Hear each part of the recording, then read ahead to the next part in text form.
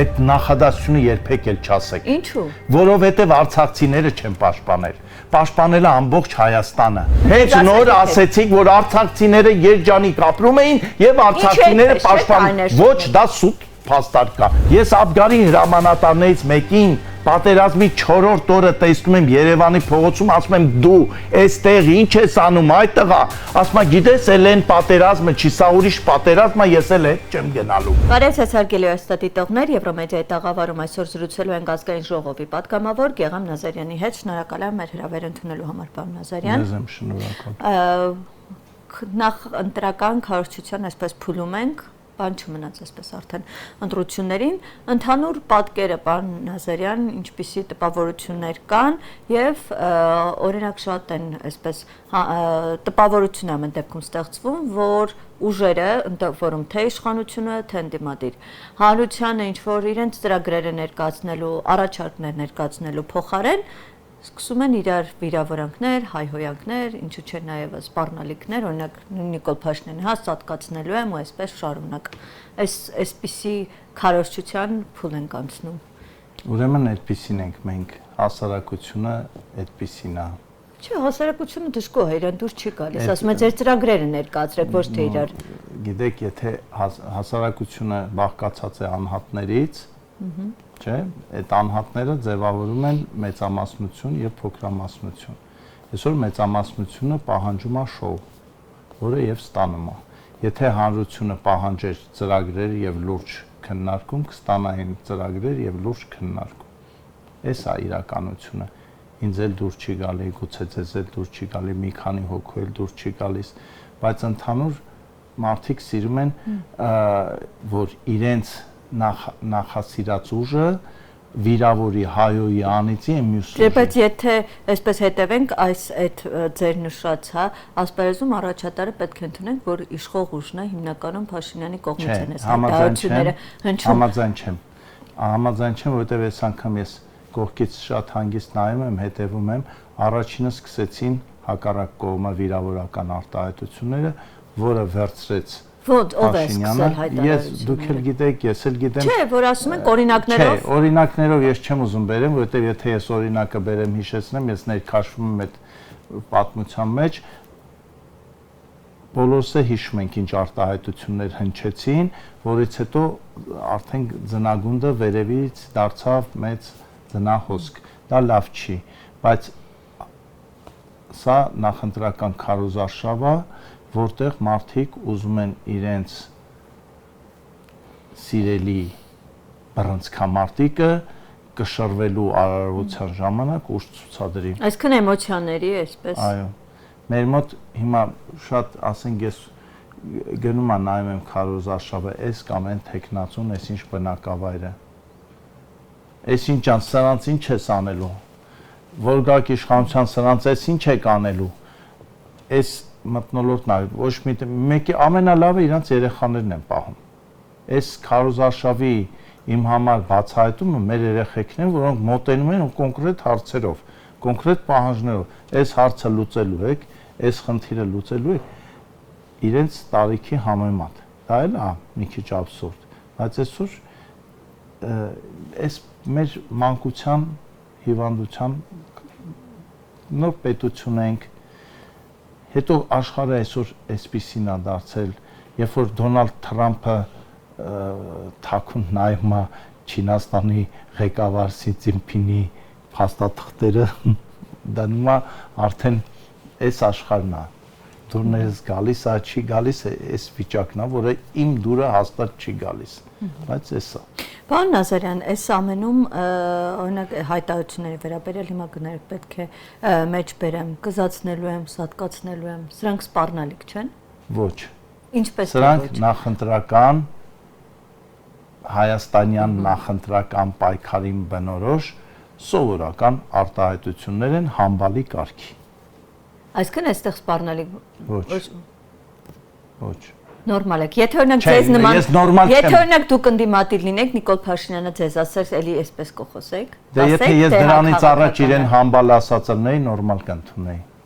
Ձեզ ուղղված լիներ, կասեք քաղաքական խոսույթ է, հա։ Հա, դե որովհետև ես դրանից առաջ ասել եմ, ես իրան ես եմ անելու, ես իրան ինքն էլ համբալա, ես իմ ինչա։ Բայց ասենք, այդ ինչ կամ ես չեմ ուզում հիմա մենք այդ մասին խոսանք։ Ես դա գնահատում եմ։ Իրավապահները անելիք չունեն այստեղ։ Ոչ, չունեն։ Իրավապահները այլ տեղ անելիք ունեն։ Որտեղ։ Դե այդտեղ է, հանցագործներ կան, բանդիտներ կան, այդտեղ է իրանց։ Դե այդ գործով էլ ախր չեն զբաղվում, տեսնում ենք Դե ամեն հիմա օր ես այսպես դուք ասում եք ես հանցագործությունները։ հիմա ոչ եմ, ես ձեր նման գնահատական եմ տալիս։ Ես ասում եմ, որ դա լավ չի, բայց նախընտրական փուլ է, դրան էլ պետքա համակերպվենք, ոնց որ ասած, ոչ թե համակերպվենք, այլ ընդունենք որպես փաստ։ Պարոն Նազարյան, ձեզ շատ էին ասում, որ այ անդադ իշխանության այսպես պաշտպանողական նրանց քաղաքականություն պաշտպանող հայտարարություններ եկան, ու սա հիմք էր տալիս ենթադրելու ամեն դեպքում հանրությունը ընդդիմադիրները այդպես են ասում, որ դուք ԿՊ-ի հետ ցուցակում ընդգրկված եք լինելու։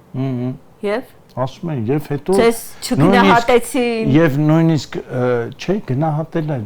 ես ոչ մեկից գնահատական չեմ ուզում գնահատելու հարց ձեզ առաջարկ եղել է ԿՊ-ից դա չեմ անում կամ հիմա դա չեմ անում որ ինձ ինչ որ մեկը առաջարկի կամ չառաջարկի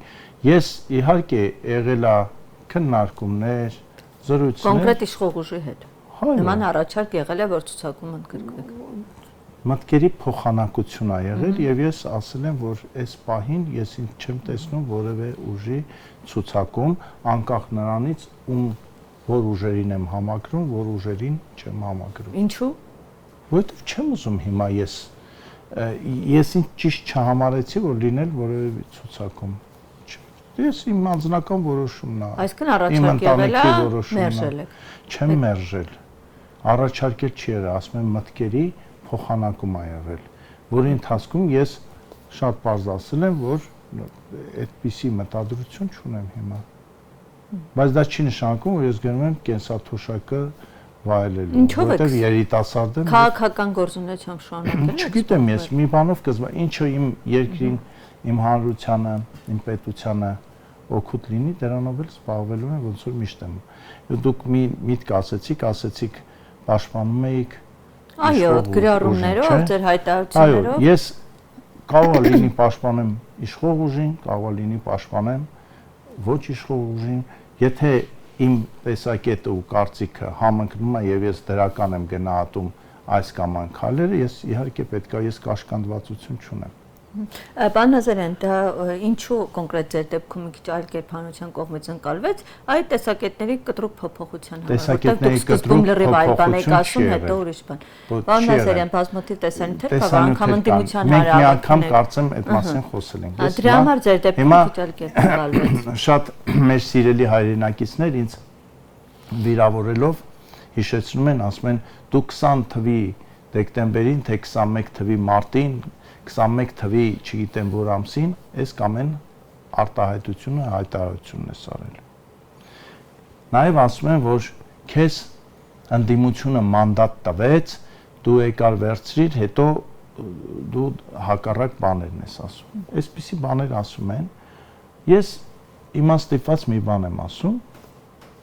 եւ կարող եմ դա ապացուցել եւ այլն։ Եթե չլիներ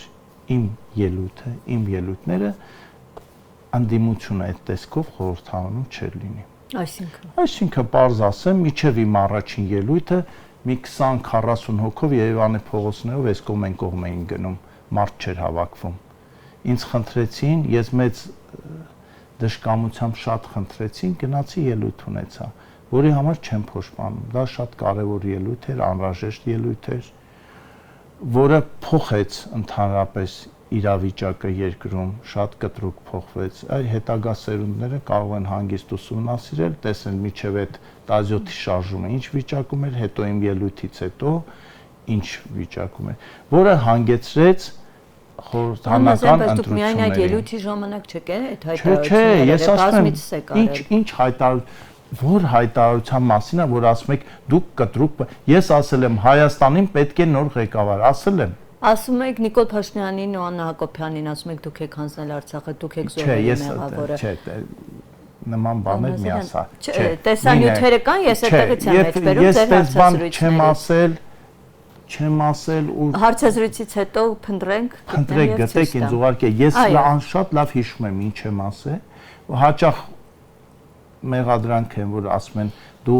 ելույթում ասել ես Նիկոլ դու ես սպանել մեր երեխաներին, ճիշտ է։ Ու հիմնվում եք այն մարդու ասածի վրա, որովհետև դա ընդդիմադիր մի մեծ հատվածի համար դա ձեռնտու հայտարարություն է։ Բա իր որդուն փնտրող դեռ չգտած, որ ասեմ, մենք դեռ Աբգարին փնտրում ենք։ Ու այդ ժամանակ Գեգամ Նազարյանը Աբգարի հայրը ելույթ է ունենում ու շատ լավ է անում, որ դա ասում է, որտեղ այդ պահին գործող իշխանությունը Նիկոլ Փաշինյանն է եւ Իրանից էլ պահանջ ունի։ Եվ այդ մարդը հետո ուսումնասիրում է դեպքերի ընթացքը, շատ է ուսումնասիրում, շատ խորն է ուսումնասիրում։ Ու իմանում է այն ինչ որ իմանում է ու ինքը որոշում է։ Ինչ եք իմացել ու որ փուլում ինչ եք ուսումնասիրել հասկացել։ Ես հիմա տեսեք իմ խոսույթը, գիտեք, ինչ եմ ասում։ Ես միշտ ինչ եմ ասել, հետո ոնց եմ փոխվել եմ, չէ, ես ասել եմ այն, ինչ որ իրականությունը կա։ Ինչ է անում, այսպես ասած, ընդդիմությունը։ Ինքը վերցրել է Նիկոլ Փաշինյանի կերպարը ու շատ հետաքրքիր է, որ այդ խոսույթը Ռուսաստանի հետ խոսույթի հետ շատ ուղիղ։ Ո՞վ է Փաշինյանի կերպարը վերցրել։ Ընդդիմությունը վերցրել են Փաշինյանին որպես հարմար թիրախ, որի վրա բարթեն այս ամեն ինչ մեր հետ եղավ։ Ես դա թույլ չեմ տա, որովհետև դա Հայաստանը տանում է մի նոր աղետի ու մի նոր կործանման։ Երբ որ սուտ են խոսում իրանք, երբ որ նենգափոխում են իրականությունը, Նիկոլ Փաշինյանը այո սխալներ արել է, ամենակարևոր սխալները հավատացել է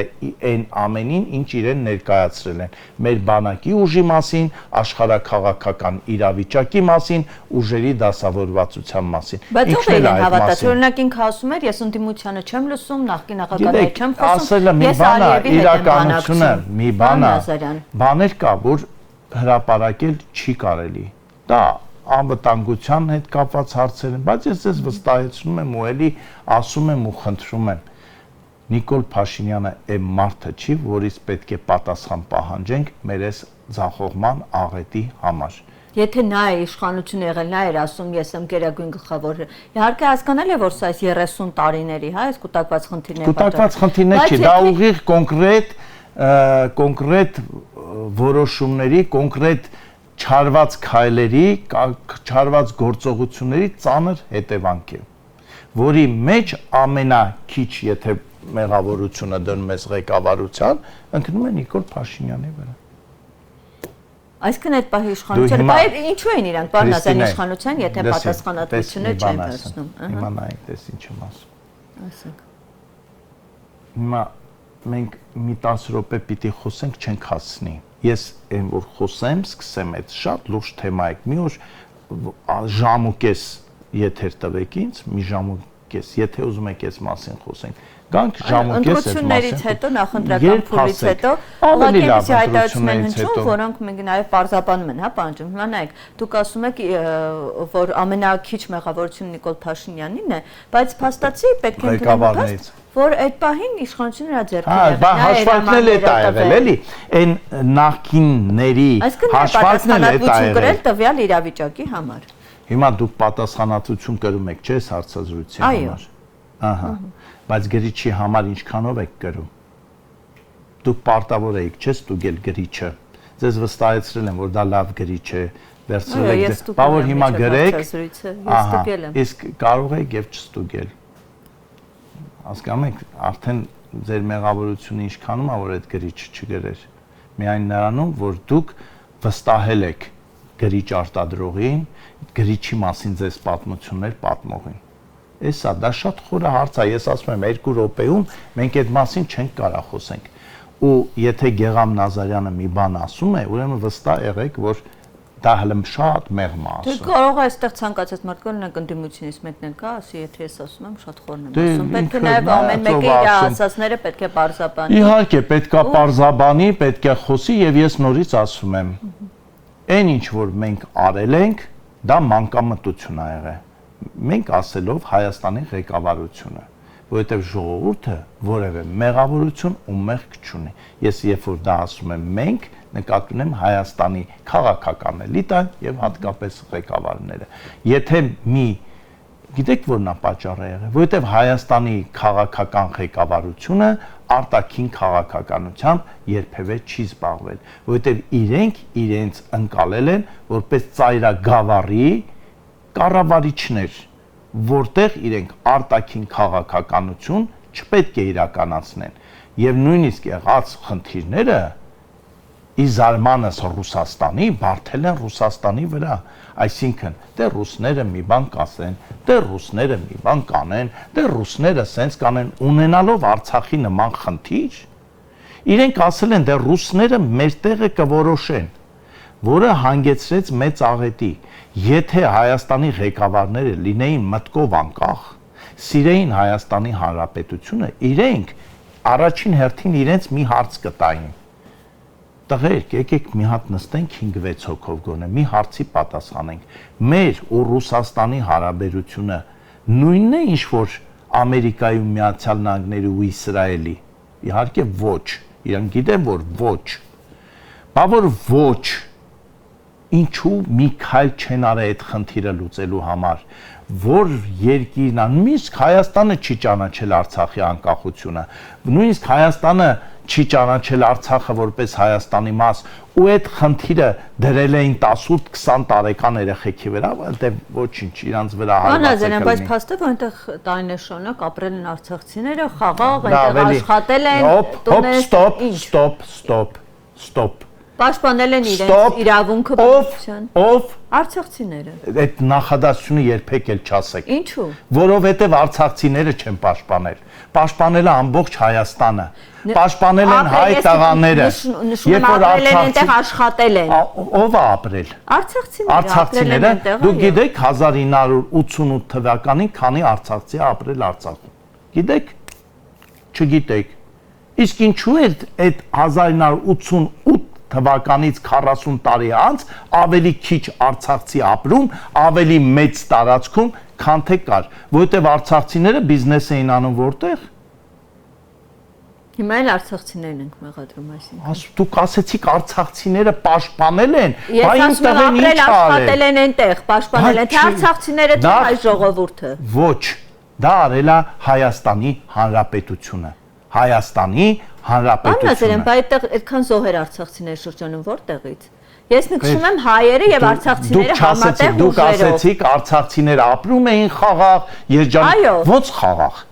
Ոնց խաղաղ։ Բա դիվերսիոն հարձակումները, բա ամենօրյա դիպուկահարների կրակոցները, դա խաղաղություն է։ Դե այնտեղ լինում է, բայց հետո հետ էր մղվում ու հարթվում։ Ոչինչ, դե մեր տնից չէին այդ զոհերը, չէ։ Հետ էին մղվում, այսօր 2 տղա զոհվեց, այն օրը 10 տղա զոհվեց, այսինքն ոնց կարաք դուք այդքան հանգիստ այդ բաները ասել։ Պարոն Նազարյան, իրավիճակ է լինում, որը խոսում էին, հասկանում են եւ հարթվում։ Ով էր խոսում, ում հետ էին խոսում։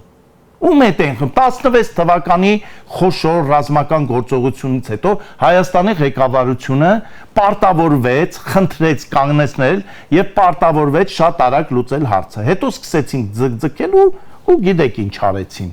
Դուք այսքանից հետո էլի ուզում եք այդ ստի թակավորության մեջ մտնել ու ասել, որ արցախցիները խաղաղ երջանիկ ապրում են, եկավ Նիկոլ Փաշինյանը, այսպես ամեն գնով, այսպեսի տպավորություն է ստեղծում, որ դու բոլորին մեղադրելով բոլոր կողմերին, արցախցիներին աղքին փորձում եք միայն պաշտպանել Նիկոլ Փաշինյանին։ Ես ճշմարտությունն եմ պաշտպանում։ Ճշմարտությունն եմ պաշտպանում։ Դուք եթե ուզում եք մեղավոր բարթելով փորձում եք լավ եմ անում, որովհետև ես պարտավոր եմ ճիշտը ասել։ Չէ, իմ տեսակետը չի, սա ճշմարտությունն է։ Դուք խափում եք, դուք ուզում եք սուտ, դուք նոր հենց նոր ասեցիք, որ արցախցիները երջանիկ ապրում էին եւ արցախցիները պաշտպանում։ Ոչ, դա սուտ փաստար կա։ Որտեղ ոչ, իմ տեսակետը չի, դա փաստ է։ Ինչպես ես ձեզ չեմ կարող պարտադրել տեսակետը, դուք էլ ինչ չեք կարող։ Մի րոպե, դուք խաղաղություն համարում եք նա, որ ամեն օր սահմանին գրեթե ամեն օր զոհ ունեինք, գրեթե ամեն օր վիրավոր ունեինք, որ անդադար կրակոցներ էին Հայաստանի Հանրապետության սահմաններին, դա խաղաղություն է։ Իսկ հիմա է խաղաղ Արցախում առանց արցախցիների։ Պարոն Նազարյան, դուք գիտեք ինչ եք ասում, Հիմա գիտեք, բա ինչի՞ չեք sense հուզված ասում, իսկ հիմա էլ է վանում խաղաղություն առանց վանեցիների, առանց կարսեցիների, արցախցիները որոշեցին, որ իրենք չեն ուզում ապրել Արցախում, Ադրբեջանի որպես քաղաքացի։ Եթե որևէ միջոց, որևէ երաշխիք չկար։ Եթե երաշխավորը թողեց ու հեռացավ, եթե երաշխավորը թողեց, որ իր ներկայությամբ Արցախի դեմ ռազմական գործողություն լինի, բայց երաշխավորին խիչ եք ասում, երաշխավոր ջան, այդ ինչ էի կան։ Մի հատ հիմար արտահայտություն կա, անդադ ասում են դե Նիկոլը բան արեց, գնաց Պրագայում ասեց, բանը Արցախը ճանաչում եմ Ադրբեջանի կազմում։ Նիկոլը գիտեք չի ասեց դա, որովհետև Արցախը Ադրբեջանի կազմում ճանաչել են Լևոն Տեր-Պետրոսյանը, Ռոբերտ Քոչարյանը, Սերժ Սարգսյանը, բայց չեն բարձրաձայնել եւ հանուն նրա, որ ադրբեջանական կողմը ազդակ ստանա, որ մենք իրենց նկատմամբ պահանջատիրություն չունենք, Նիկոլ Փաշինյանը այդ ծանր բեռը վերցրեց իր վրա ու արժանացավ ու ձեր կարծիքով, եթե Նիկոլ Փաշինյանը Պրագայում հայտարարեր, որ Կասպից ծովից միջև Քելբաջար Արցախի հանրապետության տարածքն է, ռուսական զորքերը հարձակվելու են Լենքորանը գրավեն Ադրբեջանից։ Հա? Բայց ինչ միամիտ բաներ եք խոսում։ Պարոն Նազարյան, լավ դուք հիմա արդեն շատ խորացաք այնպեսի Չէ, շատ չենք խորացում, շատ չենք խորանում, որտե ձեր սուտ ստի կայսրությունը փշրվում է, դուք գիտեք ինչ ասեք։ Ոչ, ես էլ նույնպես ձեզ կարող եմ ասել։ Չեք կարող ասել, որտեվ ես փաստարկված եմ խոսում։ Բերեք հակա փաստարկողներին 5 հոգի, 10 հոգի, բոլորին նոկաուտ անեմ, ուղարկեմ իրենց տները բուժվելու։ Որտեւ չի կարելի հայ ժողովրդին խաբել։ Խաբել են 30 տարի, խաբել են ու արժանացել են դաժան իրականության։ Մեր 18 տարեկան երեխեքին տարել են առաջնագից ու ձեր ասած այն արցախցի հրամանատարները եկել են Երևան։ Բայց ես որպես Աբգարի հայր դա չեմ մոռանա։ Ես Աբգարի հրամանատարներից մեկին պատերազմի 4-րդ օրը տեսնում եմ Երևանի փողոցում, ասում եմ դու այստեղ ինչ ես անում այդ տղա, ասում եմ գիտես էլ են պատերազմը չի, սա ուրիշ պատերազմ է, ես էլ հետ չեմ գնալու։ Բայց ստիպում եք որ ասեմ, այն որ ասում եք սենց նենց, նոր էլ ասեցիք ինձ հունից հանեցիք, արցախցիները պաշտպանում էին իրենց երկիրը, երջանիկ ապրում էին։ Այո, լավ էլի, բայց տենց կարելի է ասել։ Պարոն Նազարյան, դուք հիմա այսպես էմոցիոնալ հայտարարություններ Էմոցիոնալ, որովհետև դուք դա հայտնի է, որ արցախցիները եւ հայ ժողովուրդը մշտապես համատեղ են։ Ինչա նշանակում արցախցի եւ հայ ժողովուրդ։ Այսինքն արցախցին ուրիշ ժողովուրդ, հա։ Չէ, հայոց բանակի հետ համատեղ։ Ինչի, չկա տես բան։ Եղել է մի ուժ, ընդամենը մի ուժ։ Անցել գնացել է արդեն, էլ որ սենց ստիպված լինենք, ասենք Արցախի պաշտպանական բանակը Հայաստանի բանակ, մի բանակ ա եղել, դա Հայաստանի բանակն ա եղել։ Եկեք վերադառնանք ընտրություններին, ինչից որ սկսել ենք խոսալ։ Ընտրությունները բարեհաջող կավարտվի, ամեն ինչ կընկնի իր տեղը։ Ինչպիսի, այսպես փուլով է ընթանում այս պահին ընտրությունները եւ եթե վերջնական արդեն պատկերը Խայտարակ փուլով է ընթանում, որովհետեւ մի երկիր որոշել է ուղիղ միջամտի հայաստանյան ընտրությունների ընթացքի վրա, վերցնում է եւ Հայաստանից արտահանվող գյուղատնտեսական մթերքների նկատմամբ տարբեր պատճառներով արգելքներ ա դնում, թախանձագին խնդրանքներին Արկե թախանձագին խնդրանքներ նաև ուղեկցվում են այլ ձևի խնդրանքներով, որ հույս ունեն դա կազդի հայ ժողովրդի ընտրության վրա, որքան արգելքները շատանան, այնքան մեծանալու է քաղաքացիական պայմանագրին տրվող ձայների թիվը։ Եթե իրենք այս ուղին են ընտրել, թող շարունակեն այս ուղին ընտրեն։ Ընտրություններից հետո որոշ ժամանակ անց այդ արգելքները վերացվելու են, իսկ նրանք ովքեր ջանք ու եռանդ էին թափում ու այսօր չեն թաքցնում իրենց ուրախությունը, որ այդ արգելքները մեր գյուղացու, մեր արտադրողի նկատմամբ սահմանվում են, հայտնվելու են քաղաքական աղբարկում։ Պարոն Նազարյան, իրենք արգելքներ ինչ համար են, ասում են պետք է կողմնորոշվեք, եթե ուզում եք ԵՄ շուկա գնալ, գնացեք, ձեզ չեն արգելում, բայց պետք է որոշակի պրոցեսներ ու հետևանքներ դրան հետևեն։ Ինչ պրոցես։ Դուք հասկանում եք իրանց դա ինչ է նշանակում ԵԱՏՄ-ից դուրս արի։ Երկու կառույցին կարող են համատեղ համ ԵՄ-ում, համ ԵԱՏՄ-ում լինել, ոչ։ Պետք է շատ ներողություն, մենք Եվրամիությունում ենք։ Չէ, բայց քայլեր կատարում են այդ ուղղությամբ։ Դա ում գործն է, մենք քայլանում ենք, թե չենք անում։ Դա ում գործն է, մենք քայլանում ենք, թե չենք անում։ Ում գործն է։ Երբ որ որոշենք տեսականորեն, ես չեմ կարծում, որ Հայաստանի Եվրամիության անդամ երբևիցե լինելու է։ Չեմ կարծում, բայց տեսականորեն, գուցե մի օր որոշում ենք, մենք ընդունված կարգով իրենց կտեղեկացնենք, որ այս պատճառով մենք դուրս ենք գալի եւ այս ինչ բան վերաբերմունք է, այսինքն բա որ Ղրղըզստանն ու չգիտեմ Ղազախստանը ԵԱՏՄ-ի անդամ Չինաստանի հետ սերտ չասեմ, շատ ջերմասերտ հարաբերություններ, բա ինչի պատժամիջոցներ չեն սահմանում, հա? Չէ, բա տեսնում եք, որ չի կարելի նման բան անել, ցավոք սրտի, այսօր Ռուսաստանը փոխանակ աջակցի այն ուժերին, որոնք իրոք հայ-ռուսական հարաբերությունների կողմնակից են, աջակցում են։ Ովքեր են այդ ուժերը, ովքեր։ Բոլոր Հայաստանի անկախության բոլոր կողմնակիցները,